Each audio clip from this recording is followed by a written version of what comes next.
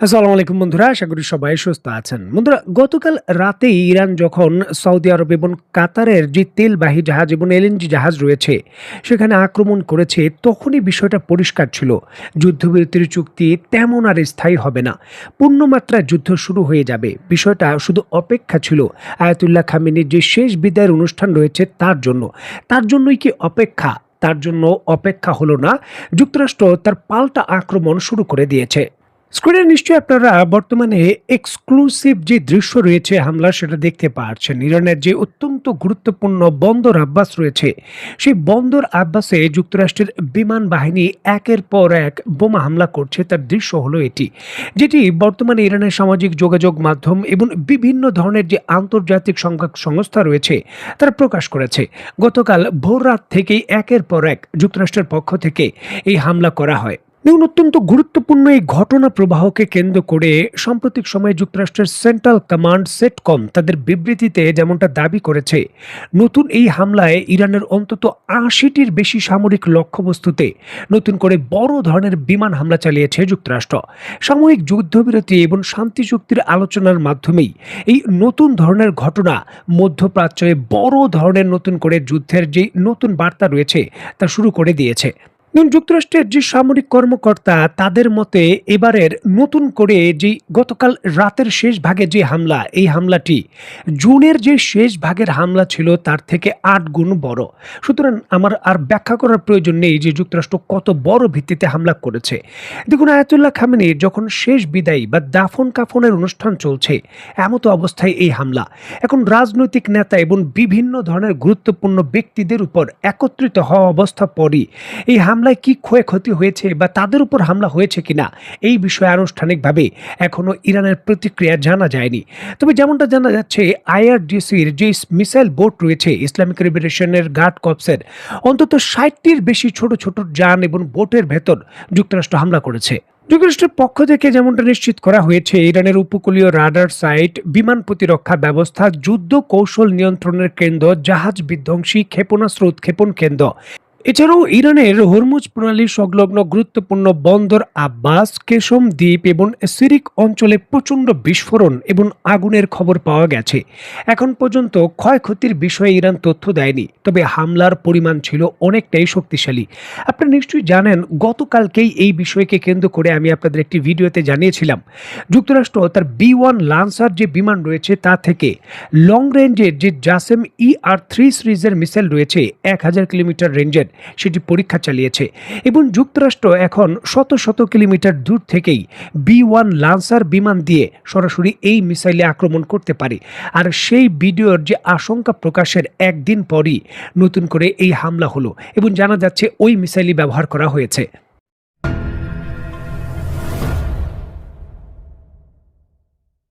দেখুন, ইরানের অন্তত ৮০টি লক্ষ্যবস্তু স্থির করে নতুন করে যুক্তরাষ্ট্র শক্তিশালী হামলা করেছে এবং এই হামলার ক্ষয়ক্ষতির বিষয়গুলো দৃশ্যমান অনেকটা বড় হতে পারে। এমন হামলা গত মোটামুটি ১ মাসের ভেতর যুক্তরাষ্ট্র করেনি, যেটা যুক্তরাষ্ট্র বড় ভিত্তিতে শুরু করেছে। নিশ্চিতভাবে ধারণা করা হচ্ছিল যে ইরানও এর পাল্টা জবাব দেবে, আর অবশেষে ইরানও কিন্তু এর পাল্টা জবাব দেওয়া শুরু করেছে। দেখুন, আন্তর্জাতিক সংবাদ মাধ্যমগুলো যেমনটা নিশ্চিত করছে, যুক্তরাষ্ট্রের এই হামলার পাল্টা প্রতিশোধের অংশ হিসাবে ইরান যুক্তরাষ্ট্রের মধ্যপ্রাচ্যে অবস্থিত অন্তত 85 যে লক্ষ্যবস্তু রয়েছে তাকে নতুন করে সেট করে হামলা করেছে। নতুন করে প্রায় 85টি বিভিন্ন ধরনের যে টার্গেট রয়েছে, সেই টার্গেটের মধ্যে রয়েছে কুয়েত বা কাতারের ঘাটির মতো রয়েছে, বাহরাইনের ঘাটিও রয়েছে, সেখানে শক্তিশালী এই নতুন হামলা করা হয়েছে। ইরান তার এই পাল্টা হামলা সম্পর্কে তাদের বক্তব্যে যেমনটা দাবি করেছে, তাদের প্রধান টার্গেট ছিল বাহরাইনের যে পোর্ট সালমান রয়েছে সেটি। এটি মার্কিন নৌবাহিনীর অত্যন্ত গুরুত্বপূর্ণ ৫ম নৌবহরের প্রধান সদর দপ্তর। এছাড়াও কুয়েতের যে আলী আল সালেম বিমান ঘাঁটি রয়েছে, যেখানে মার্কিন বিমান বাহিনীর শক্তিশালী উপস্থিতি রয়েছে, তাকে লক্ষ্য করেও শক্তিশালী হামলা করা হয়েছে।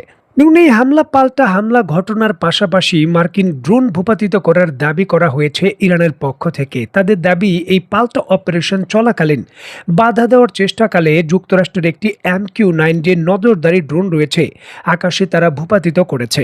এবং ৬০ দিনের যুদ্ধবিরতি চলছে, ইরানের আয়াতুল্লাহ খামেনির শেষ বিদায় বা দাফন কাফনের কাজ চলছে। এমতো অবস্থায় হঠাৎ করে এই হামলা পাল্টা হামলা।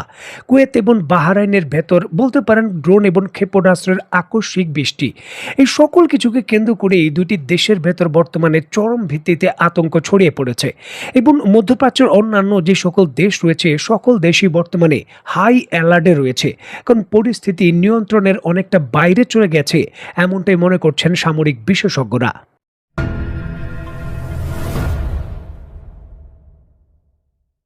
দেখুন, যে কোনো ধরনের সামরিক মিশন, বিশেষ করে যুক্তরাষ্ট্রের পক্ষ থেকে যে সকল সামরিক হামলা করা হয় সেগুলো রাতের বেলা করা হয়।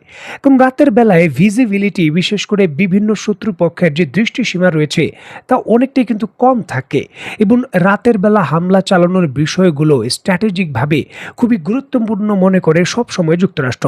আর এই জন্যই ইরানের বিরুদ্ধে রাতের বেলায় হামলা করা হয়।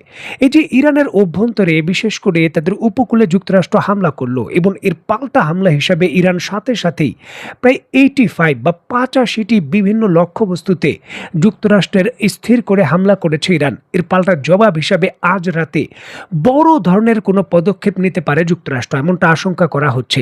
এবং যেই আশঙ্কা যদি বাস্তবায়ন হয়, যদি যুক্তরাষ্ট্র বড় কোনো পদক্ষেপ এইভাবে নেয় যেটা ইরানের আরও অভ্যন্তরে, ধরুন যে তেহরান বা আশেপাশের যে ফোর্দ রয়েছে সেদিকে প্রবেশের চেষ্টা করে বা হামলা হয়, একটি দীর্ঘকালীন আঞ্চলিক সংকট আজ থেকেই কিন্তু শুরু হয়ে যেতে পারে, এমনটা আশঙ্কা করা হচ্ছে। যেখানে ইসরায়েল পূর্বেই ঘোষণা দিয়ে রেখেছে যে যুক্তরাষ্ট্র একক ভিত্তিতে যদি হামলা না করে ইরানের পরমাণু স্থাপনায়, তাহলে তারাই পদক্ষেপ নিতে পারে।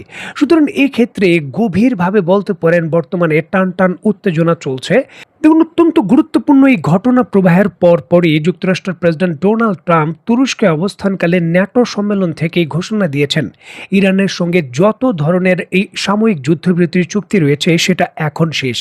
ডোনাল্ড ট্রাম্প তার বক্তব্যে কড়া ভাষায় বলেন যে এখন আর যুক্তরাষ্ট্র এই ইস্যুগুলোকে কেন্দ্র করে ইরানের সঙ্গে আর কোনো সমঝোতা রাখতে চায় না।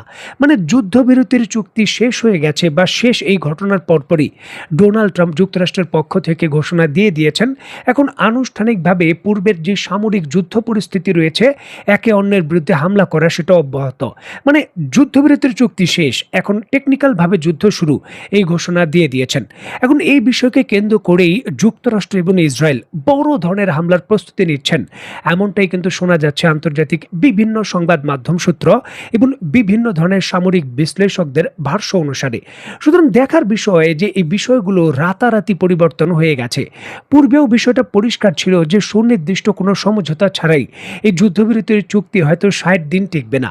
৬০ দিন তো দূরের কথা, মাত্র কয়েকদিন পরই, মোটামুটি ২ সপ্তাহ পরই এই চুক্তি প্রায় শেষ হয়ে গেল, যেটি ডোনাল্ড ট্রাম্পের বক্তব্য।